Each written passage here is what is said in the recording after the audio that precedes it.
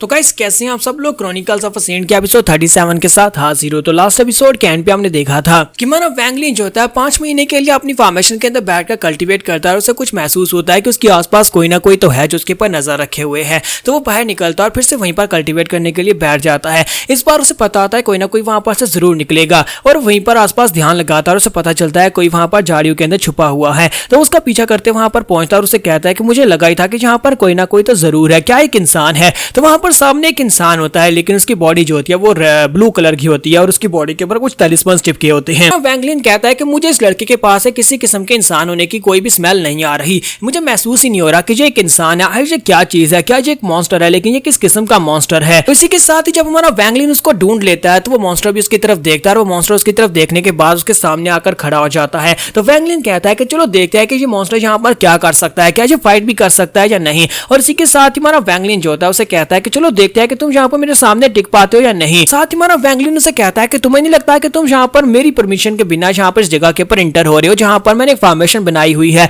और इसी के साथ वो मॉन्स्टर जो होता है अपने मुंह के अंदर से लाइट निकालता है और उसके ऊपर अटैक करता है। उसके पास जो पत्थर पड़े होते हैं उनके ऊपर जबरदस्त अटैक होता है और वो पत्थर भी टूट जाते हैं। और इस बात से हमारा वैंगलिन जो होता है वो भी जल्दी से अपनी स्वर्ड को निकालता है, वो अपनी फ्लाइंग स्वर्ड को निकालकर उसके ऊपर अटैक कर देता है। जैसे कि उसकी फ्लाइंग स्वर्ड जो होती है उसकी तरफ आगे बढ़ती है, वो उसके अटैक को अवॉइड करते हुए मॉन्स्टर जो होता है अपने दोनों हाथ सामने की तरफ करते हुए उसके ऊपर लपकता है ताकि उसके ऊपर अटैक कर सके। लेकिन वैंगलिन जो होता है अटैक को अवॉइड कर लेता है और अपनी स्वर्ड के साथ उसके ऊपर अटैक करता है। जो स्वर्ड उसके कंधे के पास से उसके ऊपर हिट लगाकर गुजर जाती है। उसका ब्लड भी वहां पर ब्लू कलर का होता है, उसका ब्लड बहना शुरू हो जाता है। जब उसका ब्लड वहां पर बह रहा होता है तो हमारा वैंगलिन अपनी तलवार को वापस अपनी म्यान के अंदर बुला लेता है। जब उसकी तलवार वापस उसकी म्यान के अंदर आती है तो वैंगलिन कहता है कि ये क्या इसका ब्लड भी इंसानों जैसा बिल्कुल भी नहीं है, लगता है कि यहाँ पर स्वर्ड इंजरी की वजह से काफी बुरी तरह जख्मी हुआ है। तो चलो यहाँ पर इसको खत्म करते हैं। और अपनी फ्लाइंग स्वर्ड को बड़ी तेजी के साथ उसकी तरफ फेंकता है। फ्लाइंग स्वर्ड जो होती है सीधी जाकर उसकी बॉडी के अंदर दस जाती है और उसकी बॉडी के आर पार हो जाती है। जब फ्लाइंग स्वर्ड उसकी बॉडी के आर पार होती है तो हमारा वैंगलिन अपनी स्वर्ड को वापस अपनी तरफ बुलाने की कोशिश करता है,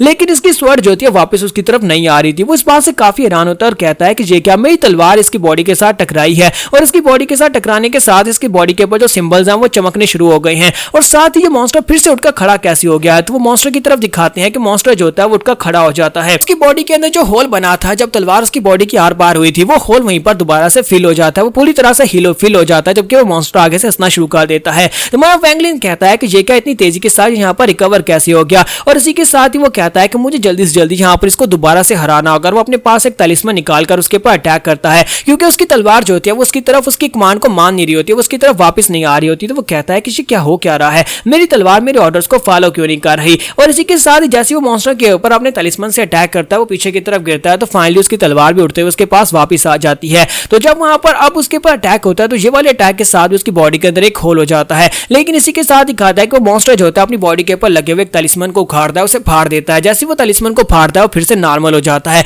उसकी बॉडी फिर से वहां पर पूरी तरह से रिकवर हो जाती है। तो वैंगलिन कहता है मुझे समझ आया कि इसकी बॉडी के ऊपर जो स्पेशल जो तलिस्मन लगे हुए हैं इन तलिस्मन के साथ इसकी लाइफ लाइन शायद जुड़ी हुई है। एक तलिस्मन को फाड़कर अपनी बॉडी को दोबारा से पूरी तरह से हील कर लेता है। वैंगलिन कहता है कि मुझे नहीं लगता कि मैं यहाँ पर इस मॉन्स्टर से इस फाइट को जीत पाऊंगा, तो मुझे लगता है कि मुझे इसके साथ यहाँ पर ट्रूस कर लेना चाहिए, यानी मुझे इसके साथ समझौता कर लेना चाहिए। तो वैंगलिन उसे अपना नाम बताता है और उसे कहता है कि मेरा नाम वैंगलिन है, तो मैं यहाँ पर इस जगह के ऊपर बैठ के कल्टीवेट करना चाहता हूँ। अगर दोबारा तुम यहाँ पर मेरी कल्टीवेशन के दौरान आकर बाधा नहीं डालोगे और मेरे पर अटैक नहीं करोगे तो मैं भी तुमसे वादा करता हूँ कि मैं भी तुम्हें डिस्टर्ब नहीं करूंगा। तुम यहाँ पर अपने रास्ते मैं अपने रास्ते। और इसी के साथ ही उस मॉन्स्टर को दिखाता है कि वहां पर आसपास चीजें देख रहा होता है। एक्चुअली वहां पर एक ड्रैगन फ्लाई होता है, उस ड्रैगन फ्लाई को देखकर वो बहुत ज्यादा खुश हो जाता है। तो वैंगलिन कहता है कि मुझे नहीं लगता कि इस मॉन्स्टर को यहाँ पर मेरी बातों की समझ भी आ रही है, मैं यहाँ पर इससे ऐसी बात कर रहा हूँ लेकिन इसे मेरी समझ नहीं आ रही। और इसी के साथ ही वो मॉन्स्टर को दिखाता है कि वो मॉन्स्टर जो होता है उसे एक आइडिया आता है और बड़ी तेजी के साथ जाता है जहां पर आसपास से पत्थर उखाड़कर वहां पर पत्थर रखना शुरू कर देता है। वो पत्थरों के साथ एक टेरिटरी मार्क करता है, लेकिन हमारा वैंगलिन कहता है कि मुझे नहीं लगता कि इसको मेरी समझ आ रही है। और इसी के साथ ही वो अपनी ट्रैक्शन आर्ट को यूज करते हुए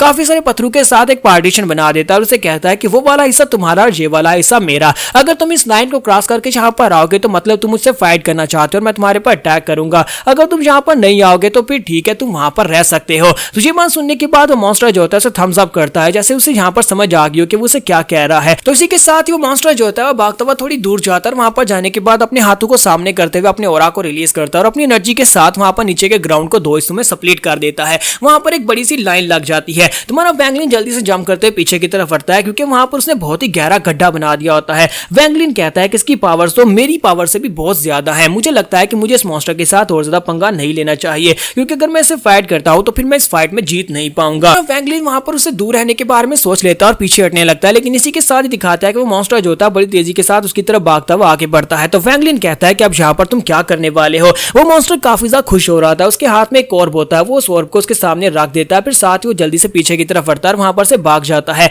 और जाते हुए उसे बाय भी बोलकर जाता है। तो वैंगलिन कहता है कि ये वाकई में बहुत ही अजीब सा क्रीचर था, मुझे नहीं पता कि यहाँ पर इसका मकसद क्या था, लेकिन ये मेरे लिए यहाँ पर शायद कोई गिफ्ट छोड़कर गया है। अब ये क्या चीज है, क्या ये कोई एनर्जी ऑर्ब है? और उस ऑर्ब को अपने हाथ में पकड़ता है और उसके अंदर अपनी स्पिरिचुअल एनर्जी को डालता है। जैसे वो स्पिरिचुअल एनर्जी उसके अंदर डालता है, उसके अंदर से एक मास्टर की सोल निकलती है और उस मास्टर की सोल बाहर निकलने के बाद से कहती है कि लड़के, क्या तुम यहाँ पर मुझसे फाइट करना चाहते हो? क्या तुम्हें लगता है कि तुम मुझे हरा पाओगे? तुम्हारा वैंगलिन इस बात से काफी हैरान होता है कि मास्टर उसके सामने निकलकर उसे कह रहा है क्या तुम मुझे हरा पाओगे, क्योंकि उसका कल्टीवेशन लेवल जो होता है उस एनर्जी के लेवल के बराबर होता है जो एनर्जी हमारे वैंगलिन ने उस ऑर्ब के अंदर डाली थी। तो इसी के साथ वो मास्टर फिर से उसे सेम बात करता है। तुम्हारा वैंगलिन जो होता है उस क्रिस्टल के अंदर और ज्यादा एनर्जी डालता है। जब वो फाउंडेशन स्टेज की एनर्जी डालता है तो मास्टर भी फाउंडेशन स्टेज के ऊपर पहुंच जाता है और फिर से उसे कहता है क्या तुम्हें लगता है कि तुम मुझे हरा सकते हो? तुम्हारे वैंगलिन को समझ आ जाती है कि ये सिर्फ और सिर्फ एक इल्यूजन वाला ऑर्ब है जो किसी को डराने के लिए यहाँ पर रखा गया है। अगर इसके अंदर आप एनर्जी डालते हैं, जितनी आप एनर्जी डालेंगे उस मास्टर की पावर लेवल भी उतनी ही होगी और वो यहाँ पर से आगे तुमसे ये बात कहेगा कि क्या तुम्हें लगता है कि तुम मुझे हरा सकते हो? तो कोई भी इस बात से डर जाएगा, लेकिन मेरे लिए ये बहुत ही आम सी बात है। एंड के ऊपर वो बुड्ढा मास्टर से कहता है कि तुम्हारा कल्टीवेशन लेवल बहुत ज्यादा लो है, तुम इस लायक नहीं हो कि तुम मुझसे फाइट कर सको, अब मैं जा रहा हूँ और वापस वो क्रिस्टल के अंदर चला जाता है। तो वैंगलिन कहता है कि ये तो वाकई में एक बहुत ही कमाल का गिफ्ट है, लेकिन वो मास्टर मुझे इस तरह का गिफ्ट क्यों देकर गया होगा? इस क्रिस्टल के अंदर से हम लोग इल्यूशंस को यूज कर सकते हैं जो कि बिल्कुल रियल लगती हैं, हम लोग जहाँ पर इससे किसी को भी बेवकूफ बना सकते हैं। वैंगलिन को भी इस बात की समझ नहीं आ रही होती कि यहाँ पर वो ब्लू मॉन्स्टर से ये वाला क्रिस्टल क्यों देकर गया है और वैंगलिन के हाथ में तो यहाँ पर एक ट्रेजर लग गया है, क्योंकि ये ट्रेजर काफी ज्यादा कमाल का आता है। वैंगलिन वहां पर सोच रहा था हो सकता है कि यहाँ पर और भी बहुत सारे ट्रेजर्स हों, जैसे कि वहां पर ब्लू स्किन वाला एक क्रीचर है जिसे मैंने पहले कभी जिंदगी में नहीं देखा। एक बड़ा सा टावर है जिसके अंदर से लाइट एनर्जी निकलती है जो किसी के जख्मों को हील कर सकती है और अब यहाँ स्पेशल क्रिस्टल है जिसके अंदर से इल्यूजन्स निकलती हैं। मुझे लगता है कि अगर मैं यहाँ पर बैठकर कल्टीवेट करता हूँ कि शायद मुझे यहाँ पर से कुछ और चीजें मिल जाए। और इसी के साथ ही वो कहता है पहले यहाँ पर अपनी कल्टीवेशन को कंप्लीट करते हैं और इसी के साथ ही वो फिर से वहां पर बैठकर कल्टीवेशन करना स्टार्ट करता है। तो यहीं पर बैठे बैठे से 2 महीने और गुजर जाते हैं। तो 2 महीने के बाद वो कहता है कि मैं इस वक्त अपनी कल्टीवेशन में काफी हद तक आगे बढ़ चुका हूँ, लेकिन मुझे और ज्यादा एनर्जी की जरूरत है, मुझे अभी ज्यादा और ज्यादा डार्क एनर्जी की जरूरत है, शैडो एनर्जी की जरूरत है, तभी मैं यहाँ पर इस लेवल को पार कर पाऊंगा। फिलहाल के लिए जितनी उसने एनर्जी हासिल की होती है उसके लिए यहाँ पर उसको कंप्लीट करने के लिए उसे यहाँ पर बहुत ज्यादा पेन की जरूरत होती है। तो वो कहता है कि इस एनर्जी को यहाँ पर अपनी बॉडी के अंदर कंप्लीटली एब्जॉर्ब करने के लिए मुझे बहुत ज्यादा दर्द बर्दाश्त करना होगा। मास्टर ने कहा था कि यहाँ पर बार बार दर्द बर्दाश्त करने की वजह से मैं इस टेक्निक को मास्टर कर पाऊंगा और यहाँ पर मुझे चेस्ट अपनी चेस्ट के ऊपर, अपनी एब्डोमेन के ऊपर और साथ ही अपने बाजू के ऊपर इस दर्द को महसूस करना और साथ ही वो अपनी बॉडी को वहां पर ब्रेक करता है। वो बार बार अपनी बॉडी को ब्रेक करता है जिसकी वजह से बार बार बहुत ज्यादा दर्द होता है और इसी की वजह से वहां पर वो फाइनली उस स्पेशल पैलेट को बना पाता है जिसकी मदद से वो यहाँ पर कोल्ड ऑरा को मास्टर कर पाएगा। की डेप्रिवेशन के सेकंड लेवल को अचीव करने के बाद उसकी बॉडी के अंदर जहां पर उसकी डेंटियांस थी वहां पर एक ब्लैक होल टाइप बन जाता है जो कि आसपास की डार्क एनर्जी को अपने अंदर एब्जॉर्ब कर रहा होता है। तो वैंगलिन कहता है कि यहाँ पर आसपास की एंडलेस एनर्जी मेरी बॉडी के अंदर जाए जा रही है, लेकिन मैं इससे ज्यादा एनर्जी को बर्दाश्त नहीं कर सकता, मुझे थर्ड लेवल के अंदर ब्रेक थ्रू करना ही होगा, मैं यहाँ पर सभी एनर्जी को यहाँ पर संभाल पाऊंगा। तो यहाँ पर हम लोग अपनी एपिसोड 37 का एंड करेंगे और नेक्स्ट एपिसोड में देखेंगे क्या वो ब्लू क्रीचर फिर से उसे फाइट करने के लिए आएगा या नहीं और ब्लू क्रीचर का राज क्या है, आखिर वो यहाँ पर इस जगह के ऊपर क्या कर रहा है। तो एपिसोड की एक्सप्लेनेशन अच्छी लगी तो कमेंट करके जरूर बताइएगा, वीडियो को लाइक करना मत भूलिएगा। Thank you.